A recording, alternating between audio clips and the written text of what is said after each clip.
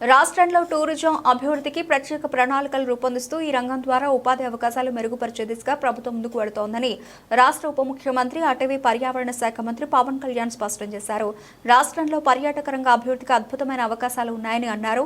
ప్రపంచంలో ఎన్నో దేశాలు కేవలం టూరిజం ద్వారానే అభివృద్ధి చెందాయని, రాష్ట్రాన్ని టూరిజం హబ్గా మార్చేందుకు ప్రభుత్వ శాఖలు సమన్వయంతో ముందుకు వెళ్లాలని దిశానిర్దేశం చేశారు. మీరు చెప్తున్నప్పుడు పివి నరసింహారావు గారు ఆయన దేవాదాయ శాఖ మంత్రిగా ఉన్నప్పుడు యాత్రా బస్సులు స్టార్ట్ చేసి పలు దివ్యక్షేత్రాలు వచ్చినప్పుడు గుర్తొచ్చింది మీరు చెప్తా ఉంటే. అవన్నీ వదిలేసాం ఈ రోజున.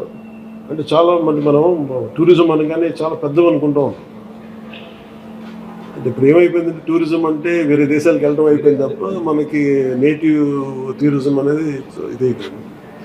సో మీకంటే ముందు శాంతిప్రియ పాండే గారితో కూడా మన ఫారెస్ట్ డిపార్ట్మెంట్ అఫీషియల్స్తో కూడా చాలాసార్లు ఎకో టూరిజం గురించి మాట్లాడడం, ఎక్స్క్లూజివ్లీ ఒక ఎకో టూరిజం పాలసీని కూడా ఇవాల్వ్ చేశాం ma'am. I think committee has been constituted and ఒక ప్రత్యేక కార్పొరేషన్ కూడా పెట్టాం దానికి సంబంధించి.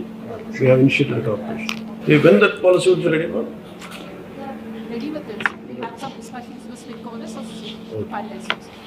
మీరు సింపుల్ గైడెన్స్ సార్. దీనికి మనకున్న గ్రేటెస్ట్ ఆపర్చునిటీస్ ఉన్నాయి. అంటే మనం విదేశాలకు వెళ్ళి మనం దుర్గేష్ గారికి కూడా మీ దృష్టికి తీసుకొస్తున్నాం. ఇప్పుడు ఉదాహరణకి మనం కర్నూలు వెళ్తే అక్కడ బ్లాక్ బక్స్ ఉన్న క్షేత్రం ఏంటో, ఏరి ప్రాంతం ఏంటది,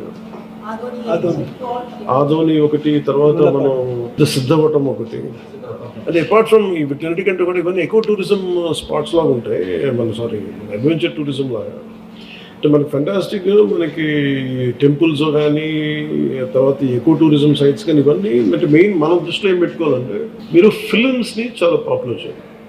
బిగినింగ్లో న్యూజిలాండ్ ఒకటి, ఇప్పుడు ఈ మధ్యన యుక్రెయిన్ కానీ ఇవన్నీ ఏంటి అంటే ఫిలిమ్స్ మనం చాలా ఈజీగా ప్రమోట్ చేయొచ్చు.